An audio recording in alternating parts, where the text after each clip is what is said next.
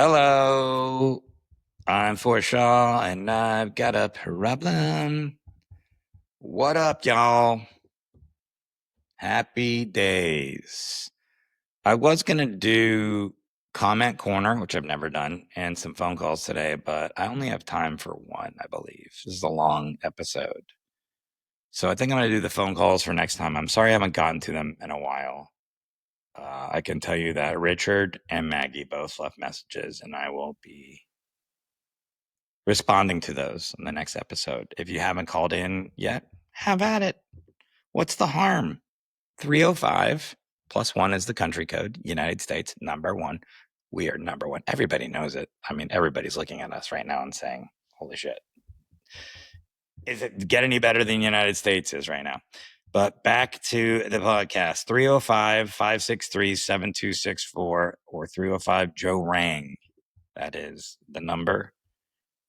I will be doing it next episode, which will be coming out before you even hear this one. So, or being recorded before you even hear this one. So you won't get on that episode, but please send me some questions, comments, whatever. I appreciate people calling in and engaging.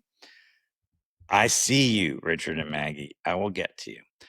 Comment corner. I looked at comments on Apple Podcasts, Spotify. Spotify, you can't leave any comments, and that I have a 0.6 on there. I have a 5 out of 5 on Apple. And a 4.6. I'm probably somewhere in the middle there. I don't think I'm 5 out of 5. Definitely not. 4.6, maybe a little higher, 4.8.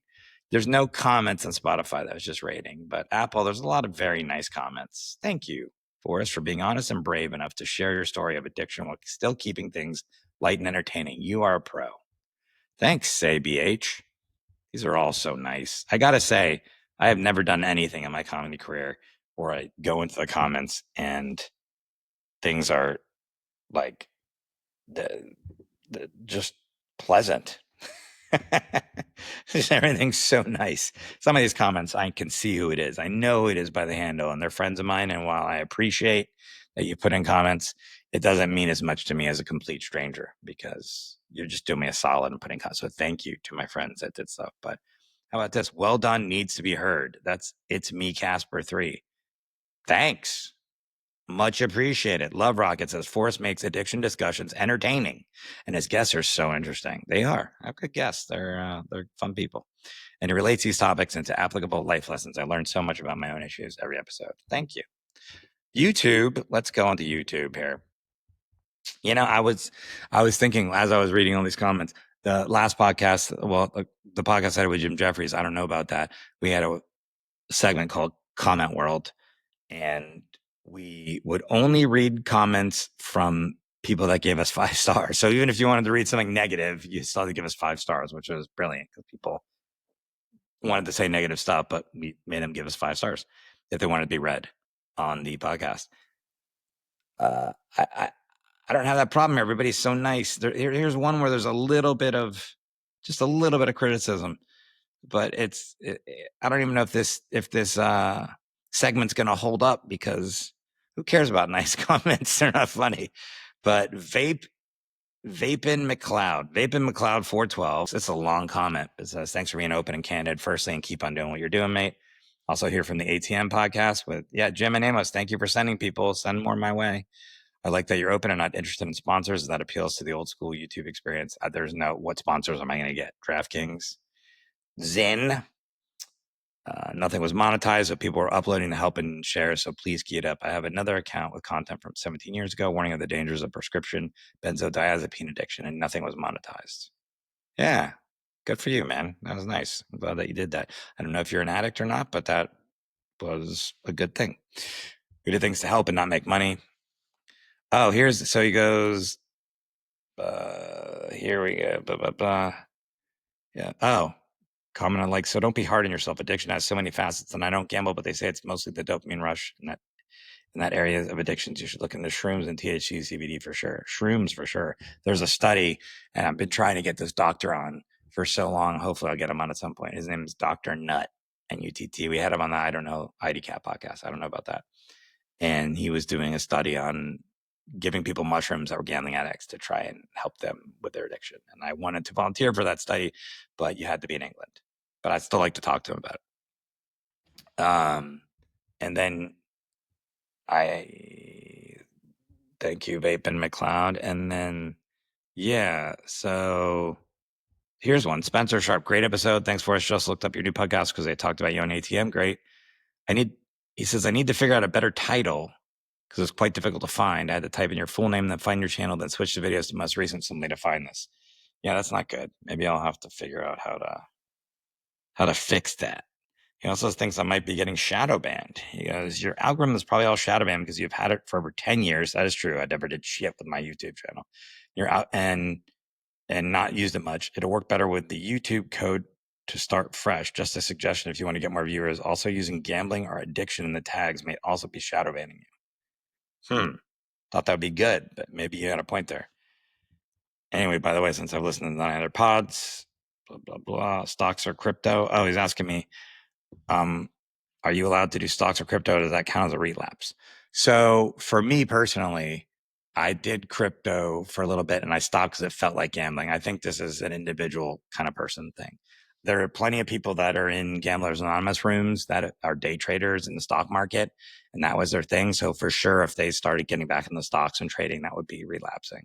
I don't know enough about the stock market, but from what I understand, day trading is like a gambler kind of mentality, very high risks, kind of high rewards, but you can lose everything really quick too. Again, I don't know anything about the stock market. I just know that. And I think crypto's in that same world. So there are people like, I could get drunk tonight and I'm not an alcoholic. And although like I abused alcohol and got drunk tonight, that doesn't mean I've relapsed because I'm not an alcoholic. So it's all individual people, but I've never messed with the stock market, day trading and stuff, but crypto, I got out of it because I was just like, oh, this feels like gambling.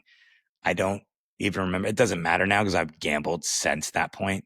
But I think back then I wasn't like, well, I relapsed or whatever. I just kind of, I think it'd be like if you took a drink and you were like, oh, there's alcohol in this shit and you put it down. I don't know.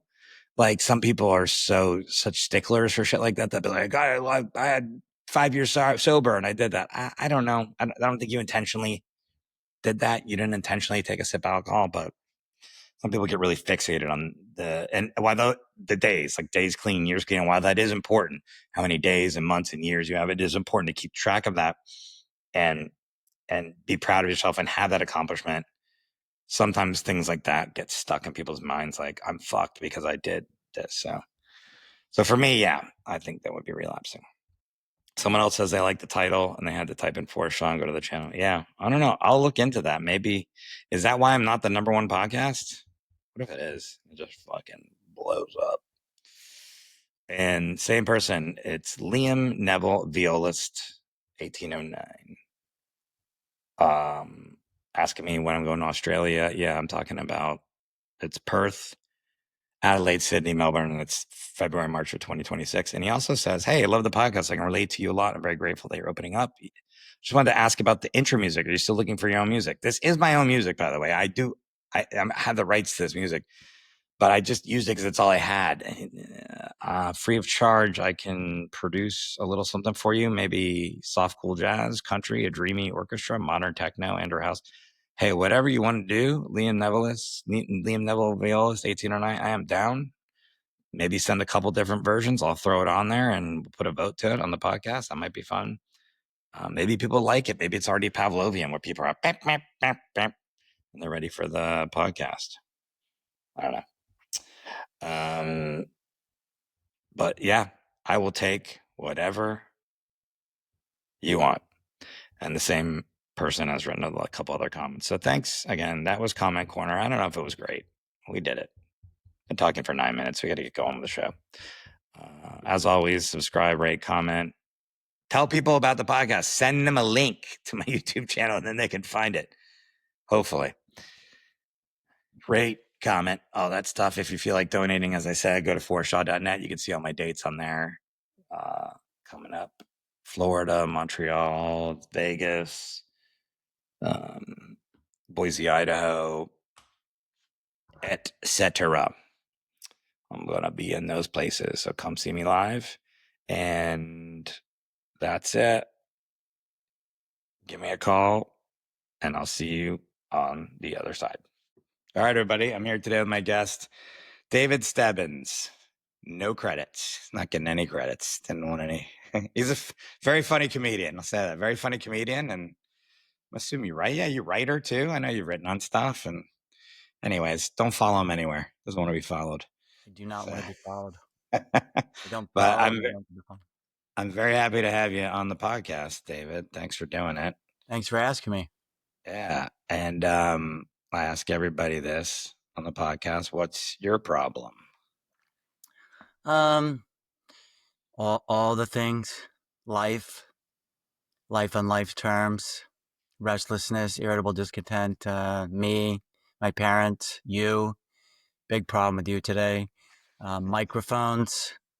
Or do you want to, I mean, what is it? The better question is, what's not your problem? Would probably be a shorter Yeah. answer for me, Yeah. What isn't your problem?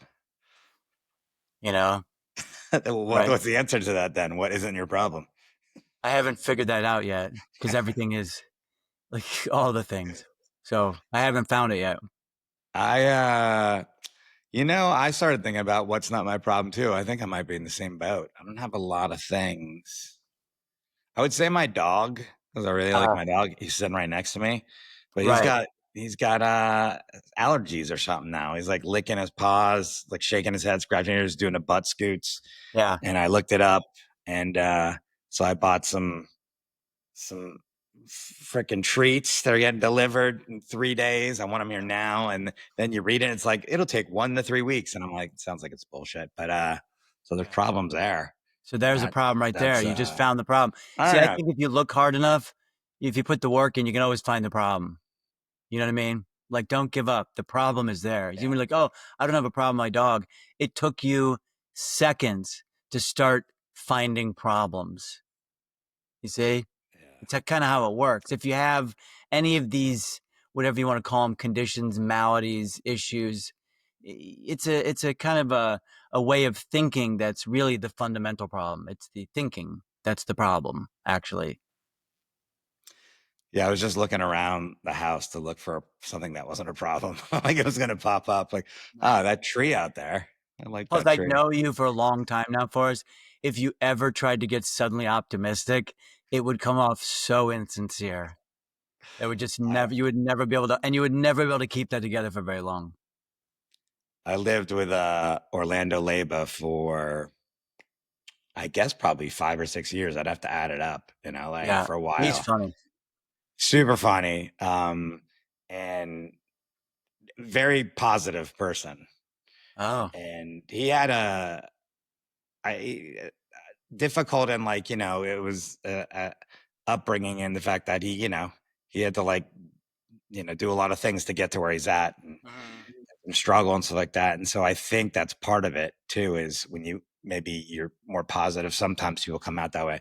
But I would just be downstairs in the morning just like I just come out, and he would come down the stairs like good morning. He'd say good morning every morning. I'm like, fuck off. Yeah, yeah, People when people say good morning to me, like if women I've dated, it doesn't matter. If they say good morning to me, it bothers me. It's like yeah. it's upsetting. So Anything. I think you're right. I think even optimism.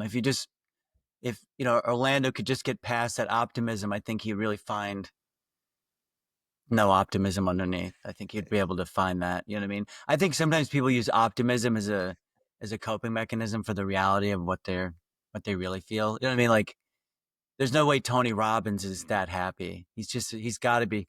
He does, like, he can't not be on stage for 18 hours of his life every day. So, you know, how much personal, what are you running from with that kind of optimism and empowerment? I don't know. Yeah, I, I I also think I think think I any think I think optimism and empowerment is a distinctly American phenomenon. I think in the history of the world, if you really search, self-exceptionalism is not the norm. yeah. I think also anybody that's worth over $10 million is not happy. That's my theory. But conversely, anyone that's worth under $9.5 million is also not happy.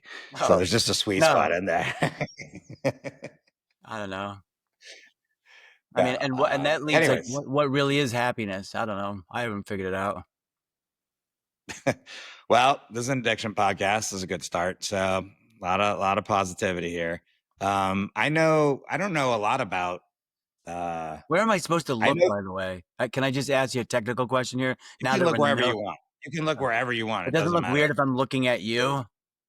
No, because it's a podcast. You can look wherever you want. I don't think anyone's ever looking. The only people that look straight ahead into the camera, and I'm kind of doing that sometimes, is when you're on like CNN or some shit. Oh, Otherwise, okay. it doesn't matter. All right. Because yeah. Um. So I know a little bit. I know through jokes or stories that you've told. I don't say jokes, stories that you've told.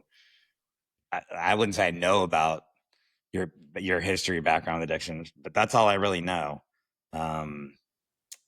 So I don't know if you want to share. Like, I don't even know like when you started like using and stuff like that. I don't know any of that kind of Very, stuff. very young. So I grew up in like Schaumburg, Illinois, and the first drug, the first uh, altered conscious experience was when I was around 8, and I discovered huffing gas. Okay, so I was like, people go, "You're 8, so how'd you get into huffing gas?" I wasn't like, what could I huff today? Like it was just I was trying to burn some shit down, okay? And I knew that gas could do it. So I'm 8 and I'm just wow, I could burn shit faster if I was such a little pyro, such a little savage. I was a total psycho as a kid. I was just born with a kind of intensity always. And I was trying to kill a bunch of caterpillars and burn shit. And as I was doing it, the fumes started to alter my consciousness. I started to get high and I was like, oh my God. And I'm not kidding you. There was something in me like, this is the greatest thing everybody has to know about this, like, and so I'd try to tell people and they're like, dude, what are you do? Like, they were so horrified. You know what I mean? And then you could always spot, like I told my siblings and they told my parents and they sat down and talked to me about it and like, don't do that. Like, stop it. I'm like, oh, totally. And then I would do it anyway, you know? And so that was like my first actual experience. And, I have, go ahead. No, I know. I'm No, I'm, no. I'm still listening. Yeah. Oh, yeah.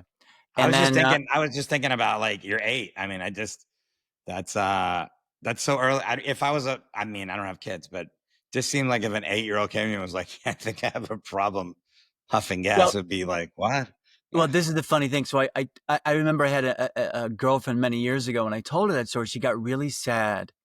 She's like, that's so sad. 8 is just, it's too young to be huffing gas.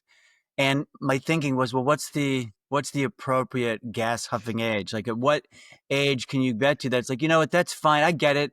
I had my own gas phase. Yeah. I totally get it. Like those crazy college days, you're, oh yeah. Oh, it's not, there's no appropriate age. 8 is young, but I was drinking too right then. It was like when I'd have slumber parties, it was like, hey, your parents have liquor? Like, oh my gosh. So like right then too, I discovered alcohol. And it's just a sort of a classic thing where it's like, I think like if you're a drug addict or an alcoholic or whatever you want to call it, it just fixes something inside of you and you feel great. And why wouldn't you want to do that? You know? And especially the younger you are, you have no impulse control and you have no idea of really what you're wrestling with. It's just an altered consciousness state. And it's the best thing ever, It could be anything though, right? I Yeah. mean, anything. Yeah. And I briefly mentioned it, but as soon as I even questioned, I said 8. I talked about it before, and I didn't even like realize it was an age thing. I remember playing cards with my grandfather on my dad's side, and we were playing for pennies and matchsticks. I've even mentioned this too, and I must have been like 8 or 9. And I don't even remember what game we were playing, but I remember I was Hmm.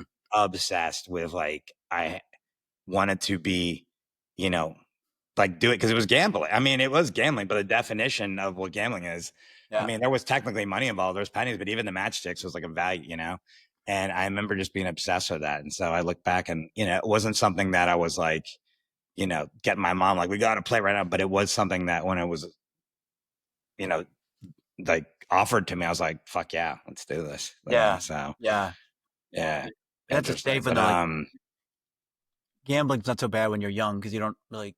I mean, what do pennies and matchsticks? It's yeah, real damages when you go. I mean, I mean, that's the time to do it when you're young. oh yeah, If you're you gonna know. gamble, do it until I would say around 15. That's when you usually start working, 15, 16. Unless you're privileged, and then if you're privileged, then you have money, then you're fucked if you're doing it at 8 anyways. You're gambling, right? You're drunk. Yeah, right. Yeah. Um, so I've mentioned it I think on this podcast. I think I told the story about I know I told the story about I did uh like a show, like a comedy show with you at FAU for it was like addicts, yeah. And I don't know if you remember, I first of all insulted Dion, like that was like the first thing I did. Oh no, I don't.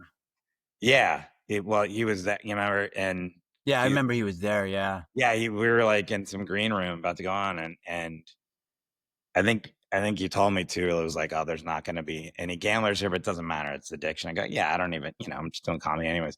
And he just looked at me and he goes, oh, you don't look very funny. And I just came back with even a shitty retort, even if I knew who he was. I was like, you don't look very good at whatever you do. And then he picked up his guitar and played a song. And you're like, he's in the Rock and Roll Hall of Fame. So yeah, Yeah, exactly. Well, you don't look like a legend, so you don't look like you don't look like a guy that's written some of the classic rock songs of history. you don't look like a person that's written songs that if I started singing them, everybody would know the words to. Yeah, right. Um, and then when I was on stage, some guy walked into Yes, the I remember basketball that. gym that was drunk. Yeah, That was. and they kicked I him I out. have seen you have two of the legit greatest, weirdest moments of audience interruption thing. That was one of them. You were on stage. Now you have to set the stage. It's like FAU at this gymnasium. There's supposed to be thousands of people there because it's recovery day. But like in any of these things, the only people interested are the administration and Yeah, narcs, or the people that are like, don't have a problem, because nobody would go to recovery day. That's the dumbest idea. But then it was on a campus. It was in the gymnasium, and like you have all these booths. There's balloons. I mean, they committed. This cost thousands and thousands to set up a huge stage, amplifier, the whole thing, amplifiers. And then we have, let's now do a comedy show in the middle of this gymnasium, surrounded by booths, manned by broken, sad people, and like four no, people walking around. It was so. with They, Dion. they Dion was with doing shit. Dion, Yeah, and they bust in. I remember they bust in one halfway house. So all these like newly fresh detoxing weirdos are sitting right close to the stage. And then it's like everybody goes up and I'm doing my dumb stuff that's just, and then, hey, please now welcome Forrest Shaw. Hey, how you doing? And like, I don't know what it was like within 10 minutes, for some reason, cosmically, the one nearly blackout drunk, for some reason, who's hanging on a college campus on a Saturday, wanders into this gymnasium, looks around, and goes, I want to see what this is about. He walks in past all the booths, because it's not like the stage was right in the front. So he had to walk in and commit to this. And he is not just tipsy. He's not Peter O'Toole before the second show tipsy. He's Peter O'Toole third, show. And he totally like smashed out of his head. He walked. overacting. Like if he was an actor, you would be like, all right, dial it back a little bit. Like, It yeah, was so smashed. And he walks up and just starts talking to you, absolutely clueless what's going on, that there's a show, nothing. And it was like one of the most brilliant moments, because the five people that did show up felt probably validated. Like that could be us. yeah, Well, yeah. it's ironic because you're both here. He's here and you're here. So It isn't it a was like they wash? hired an actor. It was like they must have thought like, oh, well, we get it. That guy's not like, cue the guy, cue the drunk. We're gonna Yeah. it's like just It yeah. was it was really delightful. It was funny. Wait, what's the other one? You said there's two. I don't even remember. What's the other one? When Lisa Correa was doing the Rum Shack, Yeah. you had some guy come up and he was so trashed, and you had the greatest line riff line, like off the top. You said, I remember to this day, he said, and he's like trying to talk, and you're like, what are you speaking, man? That I haven't heard that since Middle Earth. Like, where'd you get that? Like, you said I something like, remember. no, it wasn't Middle Earth. What's the Beowulf? That's some like Beowulf era English or Oh, something like shit. that. It was a I don't even Beowulf remember this. reference. I remember because it was so. I was like, that is just a brilliant Beowulf. Like, gosh, I've read a book.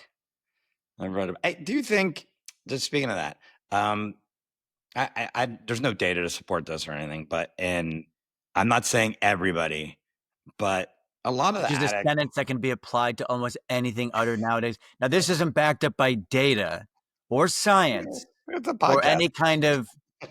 This is just okay. I'm glad we got that out of the way because we don't. I'm We would not Neil hate to. deGrasse Tyson. This is not a science podcast. I mean, I was a scientist, but not right now.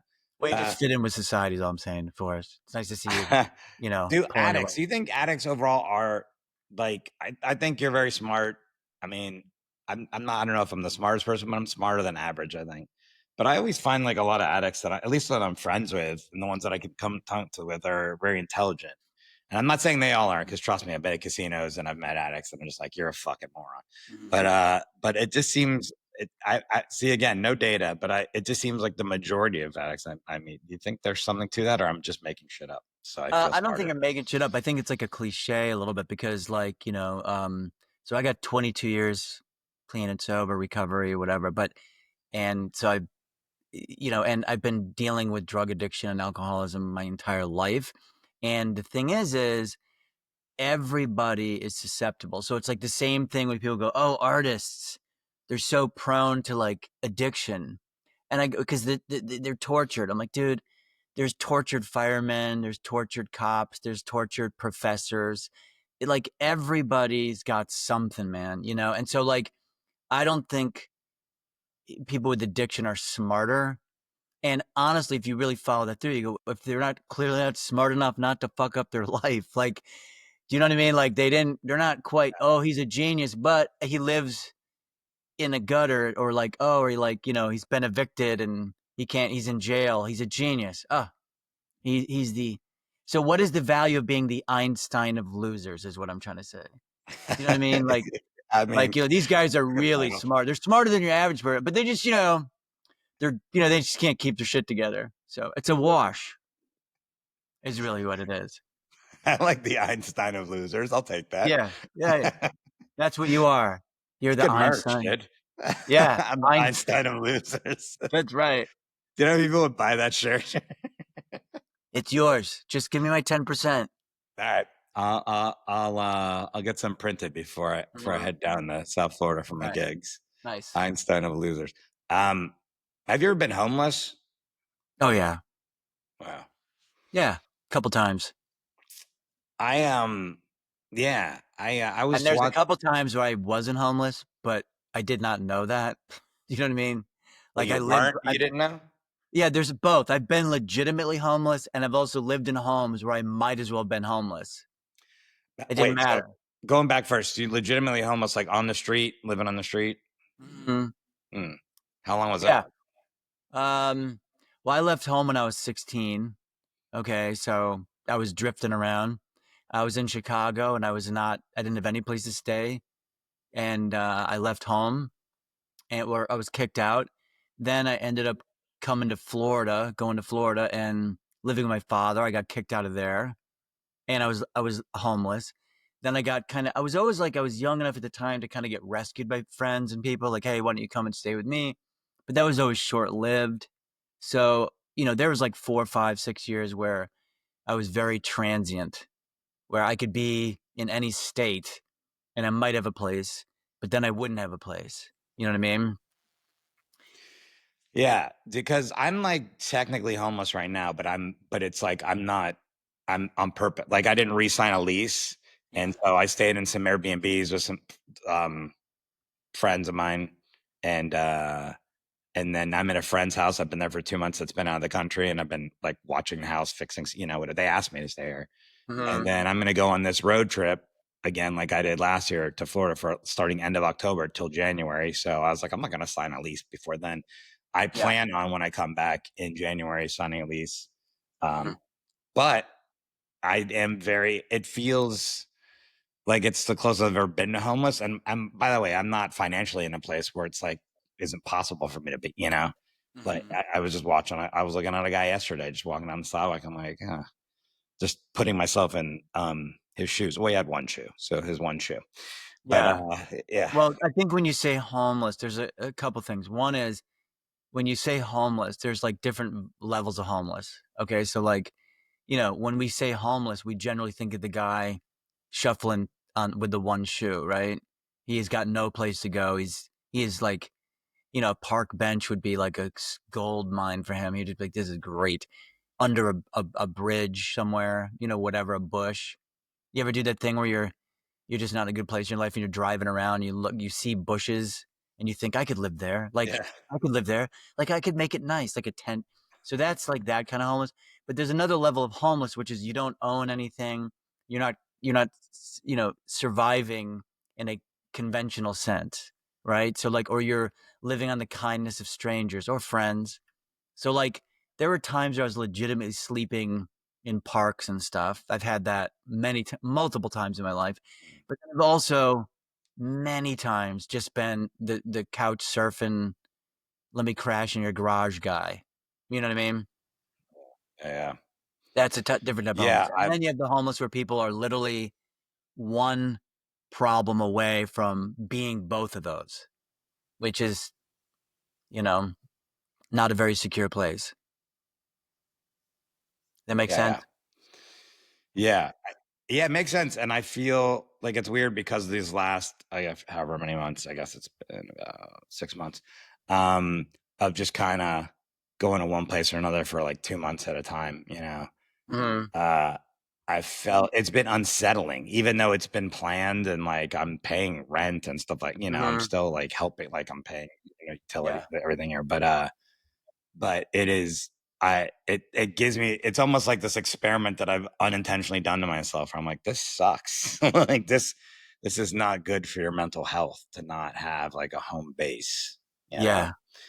Um, but I'm not going to have one until January. So I was thinking about that too. But I've never, if you're like sleeping in the park, like what are your thoughts when you wake up if you're homeless and you're like sleeping in a park or something like that? Like, are you Well, just like, I first need of to get all, food or I need to do this? yeah, no, first of Yeah, all, you're not sleeping that great anyway. So it's not like when I wake up, I'm going to pull it together.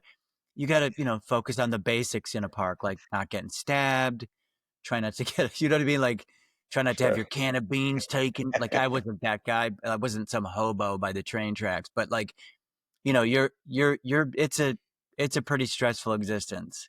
You recognize pretty quickly that this world of houses and apartments is kind of groovy, and when you don't have it, it's not so groovy. And you're really you're Yeah. operating a more, it's like the Maslow's thing, right? So like you don't have security or shelter. Like that's the basic thing. So it's not great to get REM sleep, is what I'm saying. Like when you're in a park and it's 3 a.m. What Yeah. surprises me, Yeah. what's even more scary for us is when you run into homeless dudes and they sleep like a baby. Like, Yeah. you like, I'm just, toasty and comfy. No one's messing. Like, what are you that you're that secure sleeping in a park, dude? That's the scary guy. You know You're what I mean? waking Because up this is like, how I sleep when I'm in a park. It's like, fucking, you know what I yeah. mean? That's how I am in a park now. Like if I'm just there with my Yeah, dog, I'm like, all right, that dog's off leash. That person that's looks right. dangerous. That's I'm right. just like, um, yeah, there's a guy sleeping by the Gelsons over here. And, right there, when I walk Arnie right around there, and he's got two boxes that he like puts together. It's like they're like slide into one another that he gets in. Yeah, I can see that's what he does right. because in the daytime it's like he'll emerge. But he emerged when I was walking Arnie the other morning and scared the fuck out of me because he just popped out of a bush. But also he did look very comfortable. He didn't wake up like that. He was just like. But to be fair, this is a very nice neighborhood. Like Yeah, yeah, it's amazing though. Like even in nice neighborhoods, it's like Well, I live like in an alley. It's a nice neighborhood though, Yeah. and I'm in the alley. It drops very quickly. Like 10 feet can change whole dimensions of experience. Oh yeah, well, especially in LA too. But it is, yeah. I mean, at Gelson's is, I don't know if you're familiar. That's a high end grocery store, so he's really Yeah, loaded up I there. know. I Uh, literally passed Bob have you Oden. have you spent a lot of time by the dumpster at Gelson's, Forrest? Now, yeah, I walk by that too. It's pretty gross. But I was gonna That's say, I okay. literally passed like Bob Odenkirk and his dog, like on the way and saw this Right. guy, and I was like, holy shit, that's The one thing that everybody has in common out there is like if you're at like a place like that, whether it's Forrest or Bob, everybody has to step over the same homeless guys and watch the yeah, same fecal matter. You know, yeah. it's like it's all the urine puddles and you know what I mean? Oh, I'll tell you someone that was really comfortable. The first place I lived here, I lived on Kingsley, in between Franklin and Hollywood. I don't care. I'll Sure. give exactly where I lived. I don't live there anymore. I'm not going back there. It was in 2013, and it was $1,010 a month, which I can't even believe that's a real rent in LA. And like LA is so fucked rent wise. Yeah. You couldn't get a closet for that now. It's insane. Yeah. But that was only, again, that was 13 years ago. Right. But so up on one side on Franklin, it's like it becomes Los Feliz Estates, Griffith Park. I mean, like I lived really close to what's the shit is from No Doubt, whatever that woman's name is, like Gwen Gwen Stefani. Like, Stefani. she was Yeah. there, and if you walk to the other side of where Hollywood was, there was a corner store, and on the way to that corner store, a guy at one point had just gotten a mattress, just a mattress, put it in the sidewalk, and it wasn't a twin, by the way. It was like a queen or a king. It took up the whole sidewalk, and he Yeah. would just sleep, and like you said, super comfortable, just Dude, hang yeah. out, and you would just be like, well, I gotta get off the sidewalk if I want to go to the corner store here, and that's how quick it changed. But he was very That's comfortable. what I'm saying. Like, so even if you're like, hey, it was a nice neighborhood, I'm like, right. Yeah. Not, you know what I mean? It's, Yeah. yeah, it's really great. The dumpsters, like, every dumpster kind of looks the same. Every kind of shitty alley, you know, Yeah. every, right?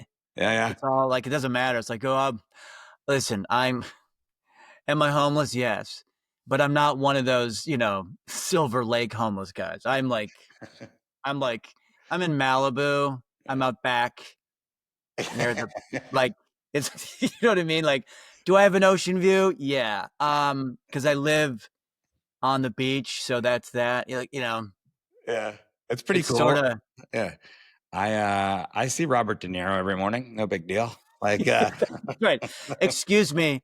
I've had Bob Odenkirk step over me. So I think there's a slight difference between our lives. I'm able to, the so celebrities that I've had look down at me is just, it's a who's who of condescending privilege. uh, what a name dropper. Um okay, so what do you do? So 16, your house. How did you even get in this thing? Again, I don't know this. I've known you a long time, Yeah. but when did you start doing stand up and how did you do that? This is a dumb question because I know less, but like obviously you were doing drugs, drinking, whatever, like when you started stand up, right? I mean, Mhm.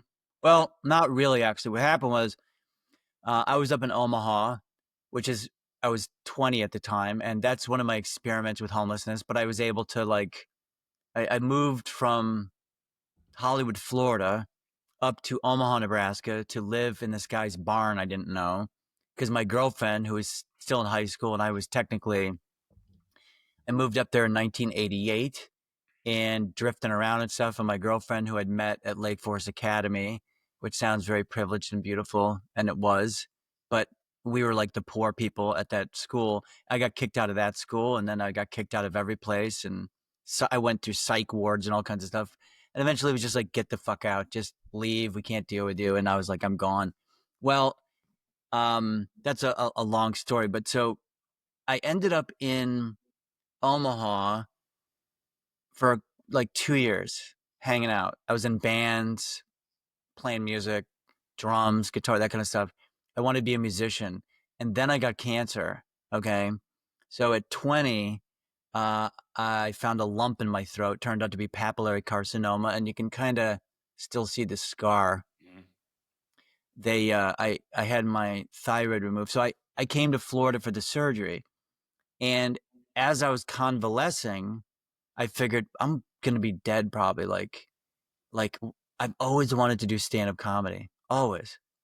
And but I wasn't doing drugs at the time because the cancer scared me straight. There's always things in your life where, something can happen and for a brief period of time you can keep your shit together. And that was one of those times. It was like I got to like focus on my life and like the time that I have left and stuff. And like so there was a place called Haggerty's Comedy Club in Boca Raton.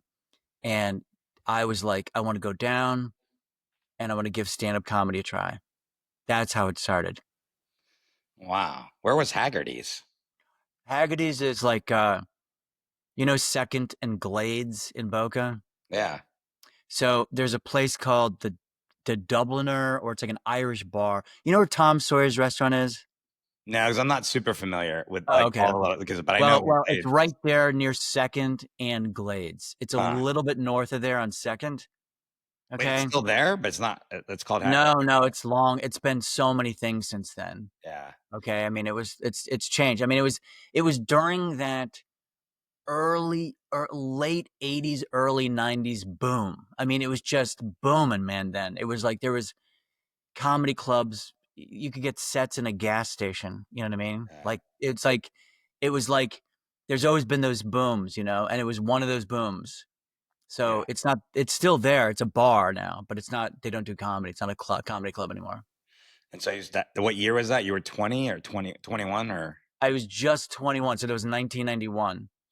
yeah, and then you did you did well, right? I mean, I know that you moved out to Right out of LA. the gate, it was Or, weird. Yeah, but my story sort of ended. Well, it's like so. I would go down to Haggerty's, and I would like sit in the back and watch these people like the open mic. I didn't know how people were confident. I just couldn't figure out. Now I was always a great guy. Like one of the reasons I think I was survived and didn't die on the streets is I was sort of always charming and funny and could be really like funny. I was a classic class clown kind of thing. It's just like I was able to, if I could find your funny bone, I could live off you for 30 days. Like, yeah, you know what I mean? So it's like I could always find a way. Plus, I was a kid, so people are like, "Oh my god, you're so funny," and you're just a kid. Like I got to help you. It's like totally like until I robbed you yeah, and shit, like you're an evil demon. Like, but um, so like I started out going in and just watching these people, and I was down in Boca for a couple months. I was heading back to Omaha, but I was like, I want to do this. I know I'm funny. When I was in my second treatment center, first treatment center, I was like 13 or 14. I used to I lived. They said, "What do you want to be when you grow up? You got to have some." I said, "I want to do stand up comedy." I always wanted to ever since I was a kid. I was a little child. My first comedy record. This is so true. Um, I was watching TV like Carol Burnett and Tim Conaway, Harvey Korman. Those are when I was a little boy. Tim Conaway was like the greatest thing I had ever seen him. I had the Three Stooges and I had this, but when I saw Tim Conaway and his character creations, it was like that guy is a genius. And Harvey Korman, Carol Burnett too. yeah. That whole group. And what was her name? Was it Vicky Lawrence? I think her name was. I Vicki believe. Lawrence Anyway, is yeah. yeah, I think I forget. I'm so sorry if I forget her name. She's so brilliant too. So when I had some birthday money, I went to a record store, and I was just a little kid, and I'm leafing through the records, and I go, I'm gonna get a comedy record. I got it, the first album that I ever got, and I was like in fourth grade, was a Richard Pryor album, and it's the one Yeah, you're not supposed to say as a yeah. white person in public. Do you know which one I'm talking about? Oh, sure, yeah, yeah. I got that one because If you I don't didn't know, if know. you don't know and you're listening, just Google it. You'll find it. Yeah, and then on top of that, I brought it to school for show and tell because I listened to it. I was like, this is the greatest thing on the planet. So I bring it in. I'm like, hey, everybody, look. They're like, oh my God, like, no, like, and it wasn't like cancel Yeah, stuff yeah, back then. sure.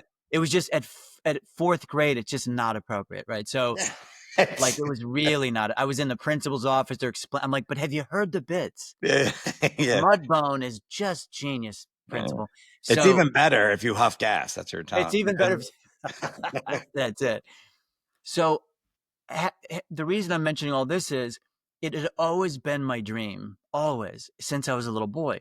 I wanted to do it. George Carlin, Rodney was a huge fan. I was such a fan of Rodney. Of course, George Carlin, Richard Pryor, like so many of them.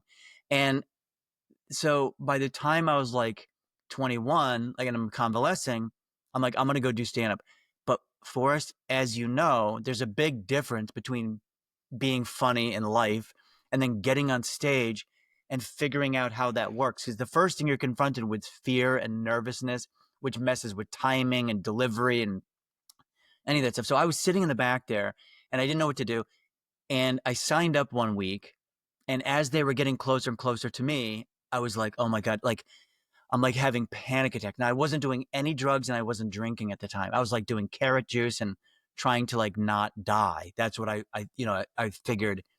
And like, so when they called my name, I went running out of the club. I was like, I gotta go. Oh, emergency.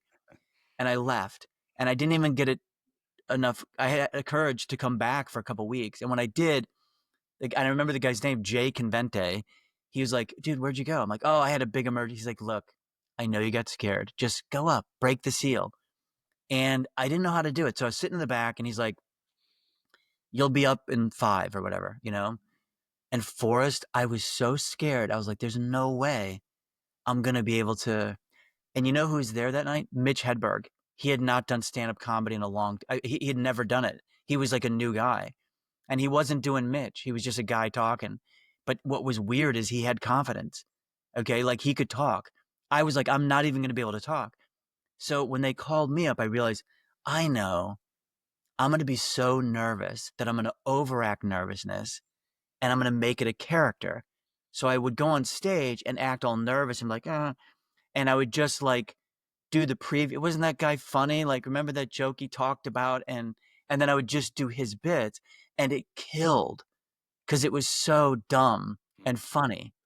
Okay. And it was just Yeah. stupid. So that's kind of how I got started. So when you say I took off or I did well out of the gate, I actually kind of did because it was sort of like a built-in character that worked for my ability, which was I am paralyzed with fear.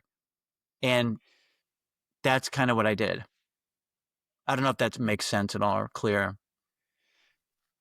Yeah, no, that makes sense because again, I'm just piecing everything together from because again, I mean, we've had conversations before, so I know, and I know stuff about you. I mean, we've had meaningful conversations, but I know a lot from the stories you've told on stage where I know that eventually you got to a point where I don't know if you were living out here in LA, but I know like NBC approached you, wasn't it? NBC or Yeah, I signed a deal with NBC. Yeah, I was discovered at the Chicago Comedy Festival, flown out there, classic sort of story, you know. And that was like, a bidding war. I could have signed. I ended up signing with NBC, and you're going to be. They always were you're going to be the new Michael J. Fox, and you know, people have the low hanging fruit shitty joke of like, oh, with Parkinson, but this is when he was still a legend. He's still a legend, but he's like he was just Michael J. Fox. And but the funny part for me, it was like, have you seen my act? Like, I am shooting heroin in the bathroom before I go into these meetings. Like, I don't think Michael J. Fox is doing the amount of drugs that I'm doing. Like, there's no way. And my act is all like shitty, dark, horrible, bad jokes. And it's like, they weren't even jokes. They were just, you know? So that always amused me. They were trying to make me a thing, but it wouldn't have mattered because I would have destroyed it yeah. So anyway. I skipped ahead then too. Like obviously you said at the beginning you weren't drinking, doing drugs, anything, but then it came a point with I guess with comedy because that's Do you a edit this classic story podcast with a lot of or comics. Yeah, do you edit yeah. structure in there? Because this is, yeah, you should. No, no, not at all. No. Oh, I don't know what I'm gonna. I have 8 questions at the end that I ask everybody. Other than that, I'm like, I don't know. I'm just kind of winging it. you So wing it. yeah, That's cool. Yeah, I'm just busting yeah, chops. yeah. People like not structure anymore. It's the new structure. That's funny. That's funny. But yeah, so anyway, yeah, you know, I don't know I don't know where you're going with it. I think it's how did you get into comedy or what did comedy do? Yeah, yeah. I Or just well, I was talking about addiction because um like so you're young, you're huffing gas, you're going through what you're going when you're younger, doing questionable show and tells. Then you get sick, then you start doing comedy, but then you started doing drugs to the point where like you were going to have success, or success was offered it to you. And I know that it kind of like all was, Well, yeah, let me make something clear. My addiction was already so bad. Like I have literally been kicked out of every single school I've ever been in my life. I never finished school. I would get kicked out. They moved me to different schools. I was at military academy. I'd get kicked out of there. I went to, a different public, get kicked out of there. I get kicked out of there. I would just got kicked. And eventually at 16, I got kicked out of the house. So it's like they were just done with me. But at that point, I was already, my drinking was pretty insane. And if I could find any drugs, it was just, I am the kind of person, I go towards annihilation. I just obliteration. Like I want, yeah. absolute obliteration. And what'd you do? So You said you were shooting heroin. I mean, you did everything, really? Or, all the drugs, yeah, yeah. I mean, I was smoking. I was a pothead, heavy pothead. By the time I was 10 and 12, I was following the Grateful Dead at 13. Do you know what I mean? So it's like I was very, very. I would say drugs and alcohol were my primary purpose in life. That was like my happy place. Like everything else was just kind of like part of the thing. How do you get the thing? How do you get the drugs? yeah, And I don't think every drug addict and alcoholic's the same. I think there's different layers and levels, right? sure. But I was pretty bad even. So by the time any amount of opportunities came in my life, and they did, by the way, many times, it was just another way for me to sort of accelerate my addictive behaviors.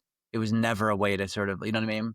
Yeah, So by the time NBC came around, and I could keep it together for pockets of time. So like going back to that Haggerty's 1991 open mic stuff, Forrest, I had cancer and I started doing comedy, and I literally won my first contest shortly after that. I beat out like hundreds of people. I won a huge contest and I got to open for Bill Hicks. That was my like within 3 months. Like, okay. And um but the thing is within 3 months I was blackout drinking again.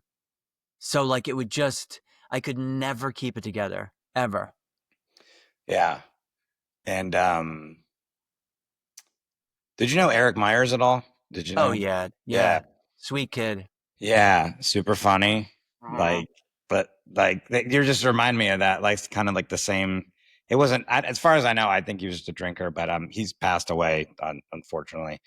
Yeah, his thing was drinking, and then I think interesting, like really ambient and stuff like that. He would mix. He was kind of a benzo alcohol guy, you Yeah, know. and he was so funny, man. Like I remember doing, when you start in Florida, you're doing a lot of rooms that are just, D and C rooms or whatever. And Mm, that's how that Florida, I will give it credit, like, for as much as it's not like sometimes the best audiences in certain areas, you can get a lot of work in Florida. So when you're starting out in Florida, you really can, like, if you just kind of stay true to what you're doing, you'll get a lot of sets. And I don't remember what club it was at, but I was just used to the headliner being someone that I would be like, well, I don't want to be that when I become a headliner. Like, that's what I would always say. Like, just kind of like, I've been doing the same act for 25 years, like that kind of, yeah, like, yeah. and I ended up working with Eric Myers and I was like, this guy's fucking, like, why have I never heard of this? And then after the show, there was a couple other comics like, well, he just got out of rehab, this, that, whatever. And I was like, oh, and then he used to do my show, Elwood's, which, I Oh, that think, was a fun room. yeah, that room was great. That room was great because that's the perfect example of the owners were like, we want comedy. We're not going to put any restriction in their menu. It said comedy Tuesday night. Do not come if you're easily offended. It was in Yeah, their menu. yeah, They had yeah. that That was printed. pretty cool. And I went to the printing press. Idiot, was 1820. But anyways, Eric would probably do that show every week or every other week because he was living in a halfway house nearby. So and so people are like, you guys have really good comics there. I'm like, well, I have Eric closing the show every time, but I mean, you did it. It was a really fun room, but you're Well, just kind of, I have a great Eric Myers story. Well, yeah, go, yeah, please. Yeah. I because mean, I love Eric. I was yeah, slow to love him. Okay, slow to get him. I related. I understood his addiction, and his real serious problem. And it was a little when I met him many years ago. I was kind of a snobby asshole. And to me, he was just like a young kid, like whatever. And so I was in Boca, coming through Boca one time years ago. And do you remember the New York Comedy Club when it was the New York Or Comedy Club, right? first place I ever hosted, and I had done 10 sets. Oh, They that's shouldn't right. have let me. Yeah, yeah. Boca Nuts, So formerly Boca Nuts. Yeah. Boca Nuts, that's right. Yeah. This was after it was Boca Nuts, and it was New York Comedy Club, but it wasn't the place that's the evil place now. But so Eric was headlining, okay, and I was just popping into a guest spot, and I forgot the woman's name. I think her name was Nadine. She was the booker. She's like, David, hey, how you doing? What are you doing? I'm like, just a guest spot. She's like, hey, you want a headline? I was like, headline? I thought Eric. She's like, he didn't show up for the second show. Yeah. I was like, yeah, I'll close it out. Sure, okay. So I go and close, whatever.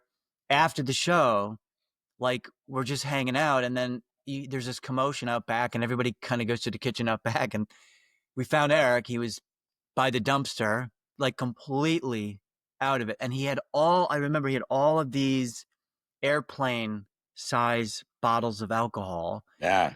Yeah. from his travels, and it was just scattered around him, and an empty bottle of pills. And it was like that was Eric, man. Like he would do that kind of shit. Yeah. He would kill the first show and Yeah. then never be able to keep it together for the second. Burned so many bridges along the way, because that's Oh why man. when you're telling your story, I'm like, oh, sounds like Eric. But and before I moved out to LA, right before I moved out, he moved out here and was out here just crushing, and like people, LA is Oh all yeah. How did he about do in like, LA? hmm? How did he do in LA? Because He he's did so great, but funny. it's the same story everywhere. Like, in LA is like he got second and third chance at it because it's the land of second and third. Like, hey, I'm in recovery, that kind of Yep. like Yep. not the real like, hey, I should really not like this guy's really funny. Let's put him on the stage. Not like, hey, should I help this guy? And so he would once social media started, and this is a story about him, but not really. This is a story about the comment section. It's one of my favorite things ever. I might have it screenshotted somewhere. He would go on social media and he would be in one of these states, like you said, like where he would be drinking and he would literally pass out somewhere, right? And Mm-hmm. there was one time where he was stuck near a CVS or a Walgreens. He said, and he was like in a bush. He was literally Facebooking, like, I'm in a bush at CVS. I'm fucked up. Someone please come help me. Right? Yeah. Right. But we're comics. This is funny, right? But so That's people start genius. commenting underneath it, like, we love you, which is like, that doesn't help. Like, I'm Yeah. like, please don't, whatever. And some of them are comics, whatever. And then there's just some guy that I clicked on his profile. He's in Miami. I know he's in Miami. And he goes, and he just said, do a bump of Coke and you'll be able to get home. That was his thing, right? Which, because he was saying, I can't get home. Someone please come get me. And then people underneath that said, what the fuck he's an addict. Why would you say that? And the guy, love this guy. I got to find this guy. Just stuck to his guns. Like, I'm just saying, if he does a bump of Coke, he can be able to get home. Like, he was very like rational about it. Like, I'm just trying to help the guy out. Yeah. And got to the point where he said he would fight a dude, meet me at 27th Avenue if you got a problem. Like, this guy was just in the comment section going against it was like it was so Yeah. funny in That's the great. comment section. But That's great. yeah, but I mean, it's just he's such a tragic tale, and there's other comics too that are on that list, that and thankfully that didn't happen to you. I mean, that's why Oh, when I was thinking about it, it's I mean, when I look back on my life, okay, and so I sometimes do is, I'm very active in recovery. I'm really grateful to be clean and sober. I got 22 years, and I'm telling you, there are so many times that I should be dead. There's so many times I should be dead, and I don't think this has anything to do with showbiz or anything to do with comedy. It is just cliche stereotype drug addict, alcoholic stuff. I think if I was anything, I would have a real problem. You know what I mean? The difference with showbiz, you tend to have quicker access to those things. So that's the one thing. yeah, But I was always finding stuff, even when I was in and out of showbiz, I could be in Portland and within a half hour I could score. You just know how to find it. And, you just do what you got to do. And the thing is when I see somebody like Eric, you know, the thing that impressed me was as fucked up as he was, he still managed to put together a coherent set. Me, like I was like, you have a proper set. Now he did the same set for a long time, and I'm always changing, but it's still impressive. I mean, Yeah. what amazes me is how does anybody with a problem, like to the degree that I think would probably, how do you fucking pull it together, man? Like that's insane. Because I was so fucking bad, and I just, I was always wrestling with that. I couldn't keep it on the Yeah. you know. Yeah, because it's so like you said, it's easy. I know it's so easy to get drugs, alcohol, whatever you want. Gambling. I mean, gambling is a huge part of comedy too. There's so many shows and casinos. I've talked about it a million times. Mhm. Um, and also like you'll forget trying to find it if you're big. I know a famous headliner who's passed away, and that could be anybody. But I know that one of the asked the person that was booking him one time, he wanted a bean burrito and a prostitute, and they like tried to Oh, provide it for him. You know, like oh, I think I know exactly who you're talking yeah. about. But but if you ask, if you're big enough and you ask the booker, the club, the promoter, they'll get it for you. You know what I'm saying? Like so, it's like easy to do that. But the the so it's everything's available, but also the I don't even know where I lost my train of thought on that. But I think we were talking about access, just the access that is there. yeah. It's not that you'd still be a drug addict and alcoholic, but I mean, like, you do have an accelerate, you have a quicker Yeah. route, and it's sort of justified as like, oh, Oh, he's a wild artist, man, yeah. And it goes back to I thought you were gonna say this at the beginning because there's so many nerves at the beginning. So when I started, I would drink. I would always drink. Like I would say for the first 3 years of me doing comedy, I Mhm. would I would have to have at least a shot in me or a beer or something because I remember the first time I did it, I didn't, and I was like, "Fuck that!" And I was like so nervous. And I'm not an alcoholic. I've never been a drug addict. I've abused drugs, abused alcohol, but it's never been a thing where I know what it's like with gambling or food or something like that I've dealt with. Yeah. Mhm. But I would be like, all right, I would carry a flask with me sometimes. Like, Carry the I need some flag. alcohol to go on. That's And this is amazing. when I stopped getting fucked up before doing shows. Was I was in Punta Gorda, Florida at Celtic Ray. I'm sure have you ever done shows there for Max Doyle? I've been to Punta Gorda. I don't remember that. It Yeah. might be a little after my time. Max Doyle is him and his family own a an Irish pub there called the Celtic Ray, and they have mostly have music there. But I don't think he does comedy anymore. But Max used to do stand up comedy, and so he's like, I'm going to start doing stand up comedy. And Mhm. I was there with Oni and John Vargas, and Oh, and before the show, I was like, I'm going to do a bump of coke, which I didn't even. I had like a very short period of time where I did cocaine because I had tried all the other drugs. I'm like, I'm going to try this not a I would rank if I was doing like a BuzzFeed ranker of drugs, I'd put Coke very low. But mhm. but but the I did some Coke before I was gonna see how I was gonna do the show on Coke with some alcohol. And we walk into the Celtic Ray and the air conditioning's out. He's like, we're still gonna do the show, but the air conditioning's out. I was like, okay. And then and I wasn't as big as I am now, but it doesn't matter. It's Florida with no air conditioning. And I'm like high on Coke. And I was on stage just like just dripping sweat. Mhm. I also was not a good enough comic to even be dealing. And I remember we stayed in like some Motel 6. We shared like a hotel, the three of us that night. And I remember just being there and just thinking about it. Yeah, just a shit ball of a fucking time. And I remember just thinking about it that night and driving home. And I just told myself in my head, I said, you know what? If I want to do this for a living, if this is something I want to take seriously, I have to treat it like a job. I was like, I can't drink before. I can't get fucked up on the job. I can't be doing drugs or any of that stuff. And I stopped right then. I stopped drinking before. And to this day, it was amazing because I was like, I'm going to be nervous. My comedy got so much better after that where I was Yeah. like, not fucked up, you know? Right. But yeah. Well, this Um, is, you bring up a good point there, which is like for me. So let's sort of pick it up at the Haggerty's thing, right? So I'd win these contests, and like, my jokes were like, I'm trying to think, like my first legitimate joke that I ever wrote in my life was like I was the nervous guy I was telling you, and it's hard to imagine. So like me at like just 21, I literally looked 12. I looked like a child, okay, and I'm in this nightclub, and following other comedians, and I would go on stage and like I would be nervous and I would like grab the mic and like, oh hey, and like, and it would just start getting laughs because it was just so little, and yeah.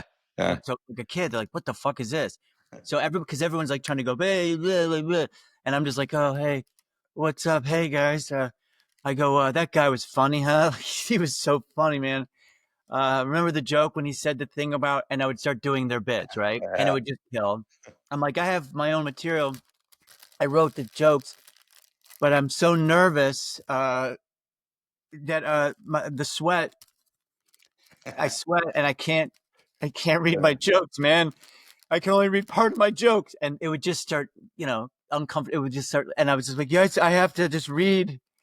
Can I just do a joke? And like, yeah, like now they're on board. Oh, come on, man. Yeah. I'm like, all right, I'm gonna do it. Like, you guys want to hear a joke? And like, yeah. I'm like, all right, knock, knock. And they're like, who's there? I'm like, that's the part I can't read anymore. I don't know. I don't know. That was like the first. Okay, so that's the kind of jokes I had, right? Yeah, yeah. And I had a million of those, and it was just a funny thing. That's awesome though, because you're setting up the person. I mean, that's something you learned that early. I didn't learn that till late. Like, I don't remember how many years ago, but I remember if I just go on stage and I go, thanks. Like after they're like, hey, you guys ready for your next comic? And because I'm like the lovable curmudgeon kind of thing, which is kind of like who I'm trying to. I am like in real life, but it's like exaggerating on stage. But some people are like, you ready for your elbow? And then I get on stage, I'm just like, thanks. Like immediately, just in that one word, the crowd's like, oh, this guy. All right. All right. Yeah. Yeah. So Yeah. that's smart. I always had I always had an instinct. It's like I can hear the note in my head. Like it's weird. Like I'm like, oh, this will be funny. And so like I was always good at writing jokes, like for that character. So here's the problem I ran into. I used one contest. I opened for Bill Hicks. Scott, who's Carrot Top, he was just starting to really accelerate. There was like a lot of Dan Whitney was not even the cable guy yet. And it was like a whole scene down here. And I was like accelerating, but I was so nervous every time I went on stage. The anxiety, I would have panic attacks. It was so easy for me to commit to that character Yeah. because it was authentic. I was truly terrified. So I just had to add accents and then remember my jokes. But if I didn't remember my jokes, it would still kill. Yeah. Okay. Like I would, half of my act was not remembering my shit. So it would just perfect, I Uh, had this other joke where I'd bring a suitcase on stage and I'm like, oh man, I do puppets. And people are like, woo. I'm like, you guys want to see my puppet? Oh, no, I can't do it. I'm too scared. And oh, like that kind of stuff.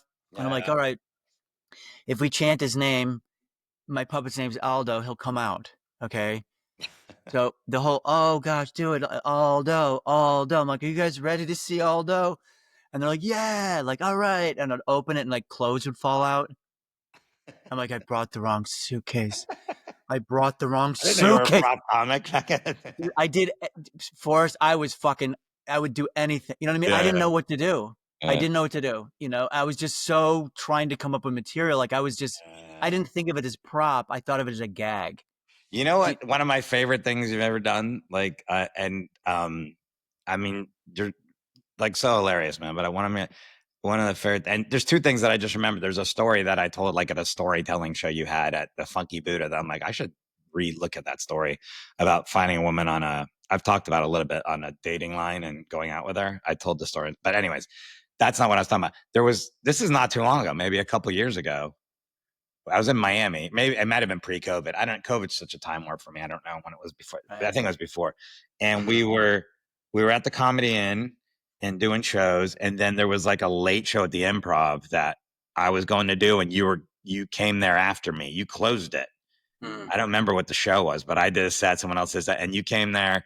I think with Lisa and maybe like Will. mm. Lopez, but because I remember he was there too. And you got on stage and you did this whole thing. You smoked a cigarette for so much. I don't think you're allowed to do it. It was and you said you had just gotten out of jail. Do you remember this? Yeah. You did your whole bit was I just got out of jail Oh and yeah, I closed the whole show. Yeah, I did the whole set I like think as the you guy that improv most the of it. hillbilly meth guy Yeah, yeah. And you who did just like gotten 25 raped. minutes. And it was like I felt like you were like just improvising, trying to find stuff in there, and it was really hilarious. But also like seeing if you could walk the room at the same time. Like it was like Right. this new thing. But man, I don't know if you were I'm don't think he recorded it, but that was so fucking fun.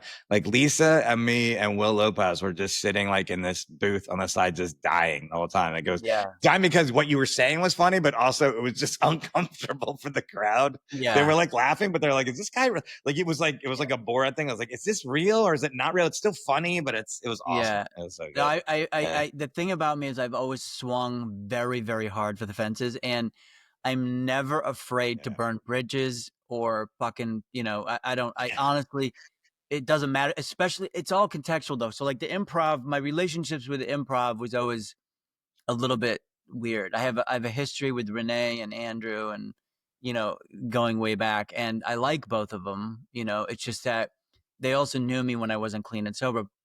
I can go back to what you're talking about in a sec because I want to go back to the thing about the issue that I had though with the nervous thing, because this is the point of it for me, which is at some point, at some point, drugs and alcohol will be necessary for me. So that window of time when I first started Forrest and I accelerated, okay, and I was so authentically nervous that I incorporated into this act, and I was talented enough to figure out how to do, I could kill. But the thing is I couldn't keep it together. So like I am telling you, within 3 months, maybe within 90 days, I was already drinking so heavy. And then I would go on stage at the second I started drinking again. I was like, oh God, why did I ever leave this? This is the best.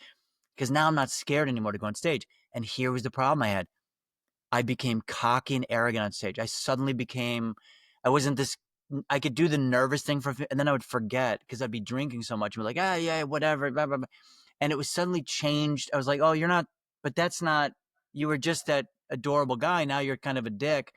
And like, I would just start just self-destructing. And I was like the Eric Myers thing. Okay. And Eric has his own thing, but it was literally like that, where I would be, oh, you're going to do these two shows. I'm like, yeah, cool. I could keep it together for part of the first set, but the second set, hit or miss. Oh my God, kid, what the fuck is your problem? Like yeah. screaming at club owners, fuck you, like, don't fucking, like, so angry and just me, like, just out of control. And then you add in Coke and other drugs in there. It was crazy. So I'm going to jump real quick. When you saw me at the improv, and I don't specifically remember that, but what I do know is this: I was sober. And the thing is, Forrest, when I'm sober, I can at least be consistent because I don't have a problem tanking a set to amuse myself. And I'm not trying to be a shock comic. That's not what it is. I want to commit to something and I want to have fun. So that's probably a late show Oh that you're yeah, talking about, very late. It right? was like midnight or something like that. Yeah, it Okay, was so really, yeah. yeah. So I do the math. I'm probably in the green room thinking like I'm just gonna throw this set for me. I'm gonna have fun. And that's what I do. And I just go, I'm gonna go do a character. I'm really comfortable doing 45 minutes, as a hillbilly who got out of prison Yeah, in yeah. Broward and just wants to talk about the dynamics of rape, prison rape, and Yeah, that's what it was. It was prison. right? Prison rape. Yeah. I mean, I remember that I wouldn't stop talking about getting raped because I would Yeah, I would light the cigarette and be like, but anyway, back to the rape thing. And it was like, yeah, you know what I mean? So I yeah, do remember that. yeah.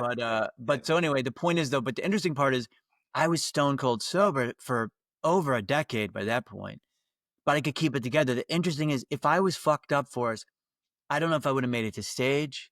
Uh, And I don't think I would have I don't think I would have gone through so many of my problems and overcoming so many things that I could then really understand what it is that I'm doing, yeah. So in other words, what I'm saying is the bombs may look the same, Forrest, but one is an educated bomb. There's, oh Yeah, yeah, I've bombed on drugs and destroyed myself. But if I'm going to destroy my career now, I like to yeah. be stone cold sober. I like to really know that I'm burying my fucking career. You want to feel the whole thing. You don't want to Yeah, be. I want to Yeah. experience what it's like to be ostracized. I don't want to not know that I'm ostracized. Yeah. All right, look, I got 8 questions I'm gonna ask you. We're gonna get out of here. Oh, we're done already. Okay, It's been a great. while. We've already been talking for a little over an hour. So, Mm, but I'd love to have you on another time. There's so much more we could talk about. But sure, absolutely. I but probably was all over the place, but the you're the podcast, anti-structure guy anyone now. that's not a true crime podcast. We're not detailing a murder or something. It can be all over the place. But aren't we? But aren't Yeah, we, yeah. Forrest? Well, almost. So these are just short answers. You don't have to go into detail, or but Sure. what's a small thing that these are 8 lucky questions sponsored by DraftKings? No. That's What's a right. That would be genius. That you got to think about getting a fucking sponsorship with alcohol and I said since the beginning of this podcast, I can't do ads. Every ad on a podcast, FanDuel, DraftKings, Prize Picks, that's the gambling. Then it's like there's a nicotine pouch, Zyn, this, that, whatever, like all that shit. I had a whole episode on cigarettes. There's alcohol ones. There's like cheating, like what Ashley Madison. I don't know if that fucking exists anymore, but still, like for sex Mhm. addicts. So 8 lucky questions. The first one is, what's a small thing that someone did that helped you more than they know? More than they know. What's a small thing that someone did for me that Yeah, like helped me? something small that someone helped you, and they probably didn't even think about it. Like whatever, that was like nothing, but to you, it was like a big. I'm going to say a bunch of boring stuff here. I don't know if these are supposed to It's be fine. funny. Yeah, 'Cause I'll be authentic. It's really the people that told good stories in recovery that initially got me to understand that it's not stupid to be clean and sober. There's nothing stupid about it. Like I always thought it was dumb. So I would say the men and women that were good storytellers that kept me interested because I had no other reason to be, I couldn't be there. But these people were pretty riveting. And it's all the little kind gestures like that. yeah, It changed yeah, my life. yeah. There's people that I would look forward to talking.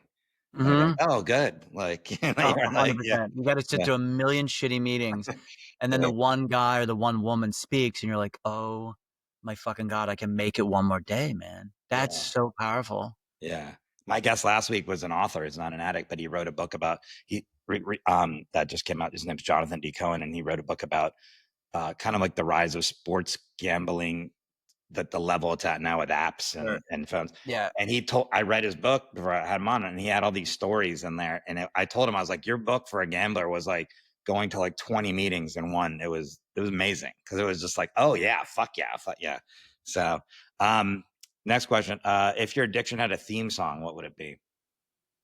Oh, it would have sold the album. There would be no theme fucking song. It would have got rid of it would have been like, how much is, oh, I could fucking sell this theme song? Yeah. No, yeah, I wouldn't have had music.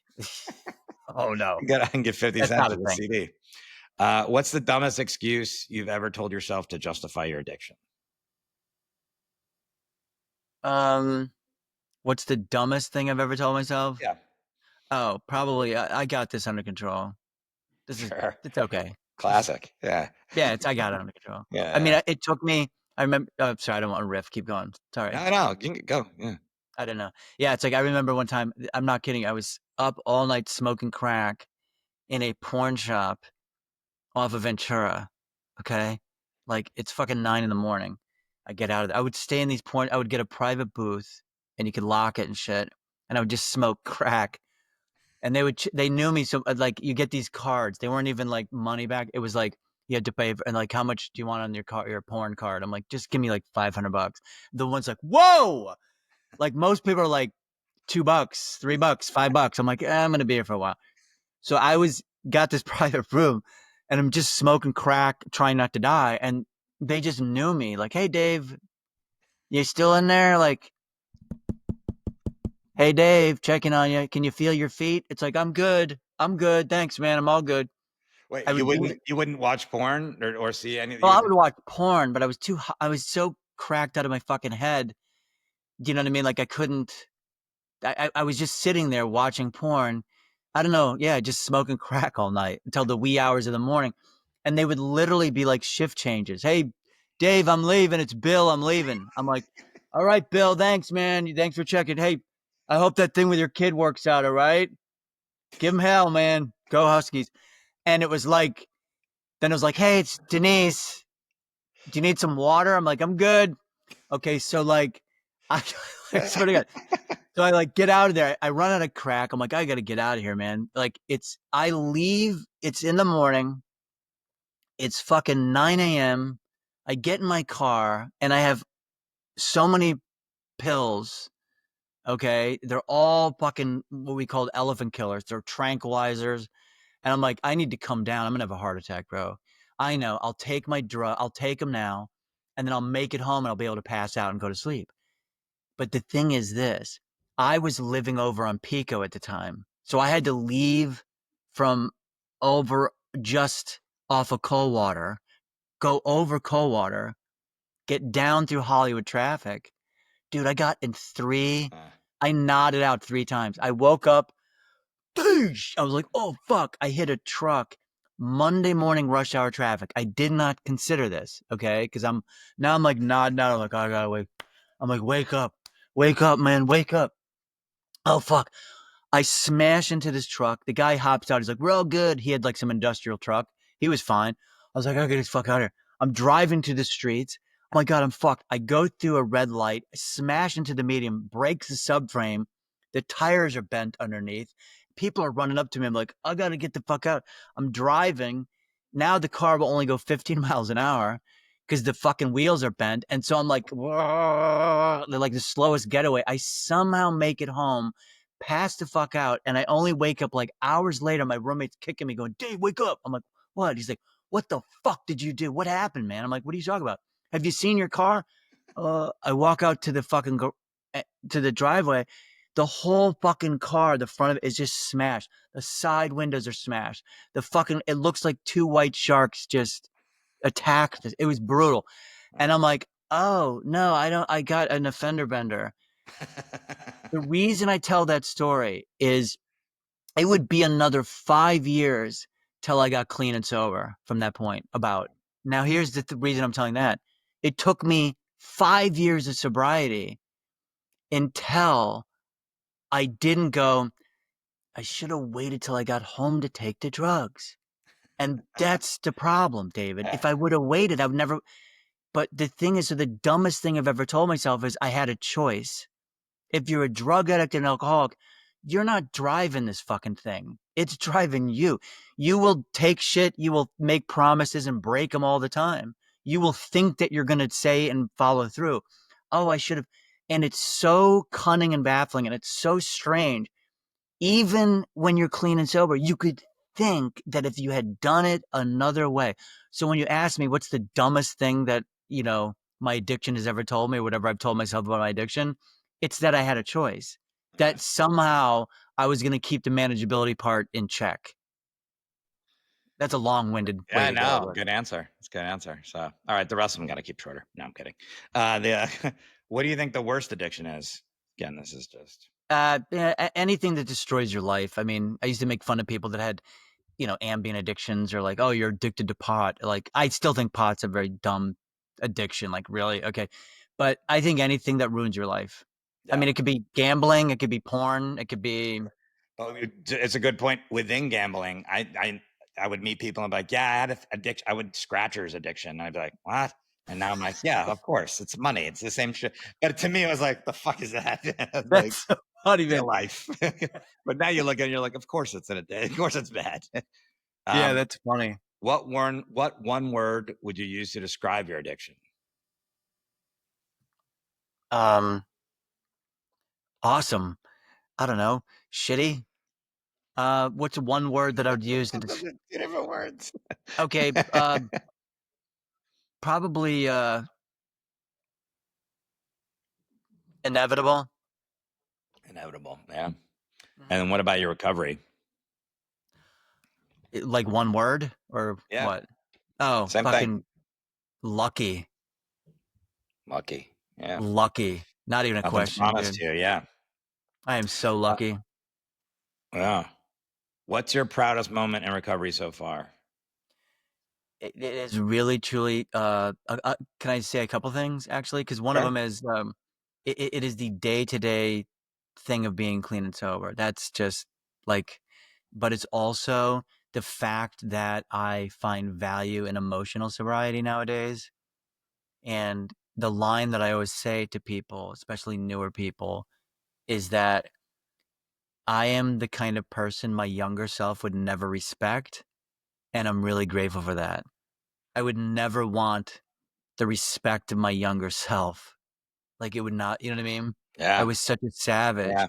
Like, I am literally the person my younger self would never respect. Yeah. I No, would you're a never respect loser me, to them. Yeah. you know? Yeah, that's great. What's the worst advice someone gave you while you were struggling? Turn it over to God. Oh, hey man, God's got your back. I'm like, oh fucking really? Really? You want to talk about this? That's the dumbest shit. Or like, just be grateful, man. Uh, It's like, what the fuck are you like? Now this I'm talking early stuff, you know what I sure, mean? sure, yeah, yeah. But that's the dumbest advice. Like, how could you, if someone's like fucked their life up, like, and you're gonna say like you're gonna throw some abstract thing like God at it? It's just, or Yeah, or no, I'm like with you.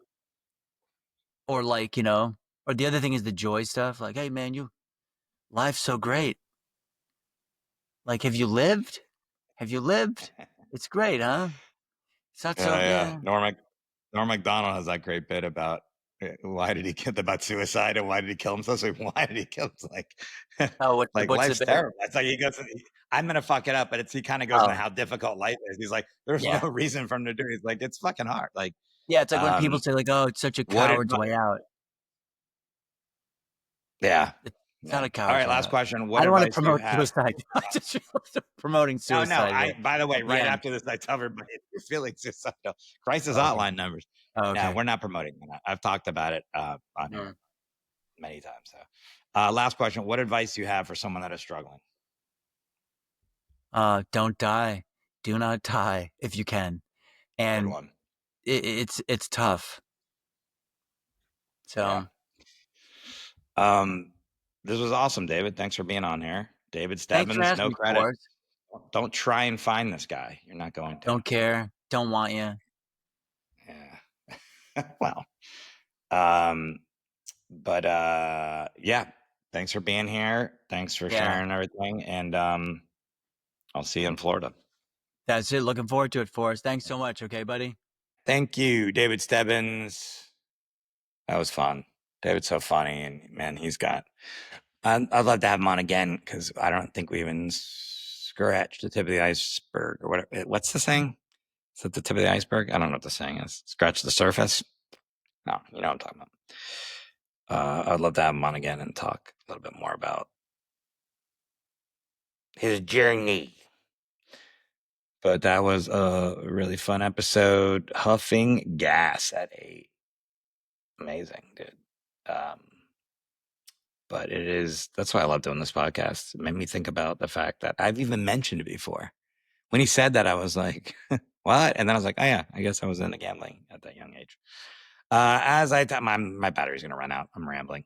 So, as always, if you are feeling shitty, you're feeling suicidal, feeling down, you're in crisis, call 988 in Canada and the US, United Kingdom 0800-689-5652, Australia 131114, Finland 0925250111, Berlin, go fuck yourself, but 03044010607. Come on. Berlin, Germany. Wikipedia page lists of suicide crisis lines that has the list of crisis and helplines by country. Thanks for listening. I'll talk to you guys next week. Love y'all.